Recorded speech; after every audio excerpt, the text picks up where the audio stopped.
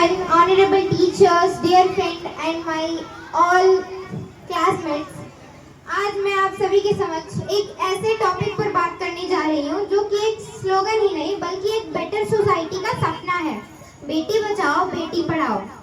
मैं इसको एक संस्कृत के वाक्य के साथ स्टार्ट करना चाहूंगी। यत्र नस्त्र सस्तु रामान्ते पूजन्ते त्र देवता। इसका मतलब जहाँ नारियों का सम्मान किया जाता है वहाँ देवता भी निवास करते हैं। बेटी सिर्फ घर का हिस्सा नहीं होती। She is the hope of the family, the strength of the society and the future of the nation. जब एक बेटी पढ़ती है तो वो सेल्फ डिपेंडेंट बनती है, अपने खुद के डिसीजंस खुद ले सकती है। So if you educate a girl, you educate an entire generation. अगर आप एक बेटी को पढ़ाते हैं तो आप एक जनरेशन तक को एजुकेट कर रहे हैं।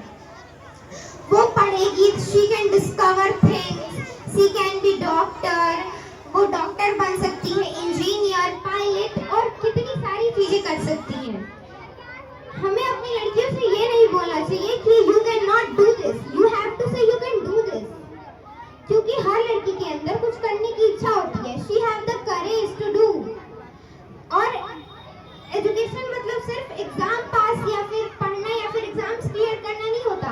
उसका मतलब कि आप नॉलेज ले रहे हो, आपके पास सेल्फ कॉन्फिडेंस है और आप किस चीज को कितनी बेटर से कर सकते हो। हमारे समाज में आज्ञाकारी एक सबसे बड़ा टाइटल है जो कि एक औरत को मिलता है, क्योंकि सिर्फ और सिर्फ उसे एक आदमी का कहना मानना होता है। आप सभी इसमें बहुत लोग सोच रहे होंगे कि आज इंडिपेंडेंस डे के दिन मैं इस टॉपिक पर क्यों बात कर रही हूँ। तो मैं बता दूं, आज इंडिपेंडेंस डे होने के बाद भी हमारी गर्ल्स के पास इंडिपेंडेंस होने के बाद भी इंडिपेंडेंस पूरी तरीके से नहीं है। ये कितनी कितनी अजीब बात है ना कि कितने साल हो गए अभी तक इंडिपेंडेंस नहीं है। हमारे पेरेंट्स कर्जा उठाते हैं तो बेटों की पढ़ाई के लिए और बेटियों के विदाई के लिए। हमारे समाज में आज्ञाकारी एक सबसे बड़ा टाइटल है जो कि अब एक औरत को मिलता है, क्योंकि उसे सिर्फ और सिर्फ एक आदमी का कहना मानना होता है। एक लड़की अपने जीवन में क्या करना चाहती है, कैसे जीना चाहती है, उसके लिए उसे किसी भी आदमी की परमिशन लेने की जरूरत नहीं होनी चाहिए। उस दिन होगी हमारे समाज में जेंडर इक्वालिटी। जब घर पे बोझ पड़ता है तो वो रिक्शा, ऑटो सब चलाने लगी बेटियां। अब तो कहीं कहीं शमशान तक भी जाने लगी बेटियां। और कितने उदाहरण खोज के लाऊं। हर क्षेत्र को अपना बनाने लगी बेटियां।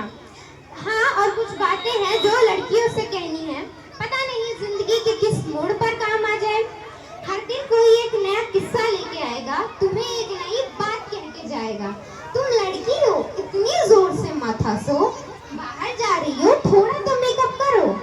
इतने लड़कों की दोस्त मत बनो। जब तुम सपने देखोगे ना तो ऐसे कई से सवाल आएंगे, कई से लोग ऐसे कितने सवाल लेके आएंगे। लेकिन सुनो, कोई तुम्हें चाहे कुछ भी कहे, तुम खुद की सुनना।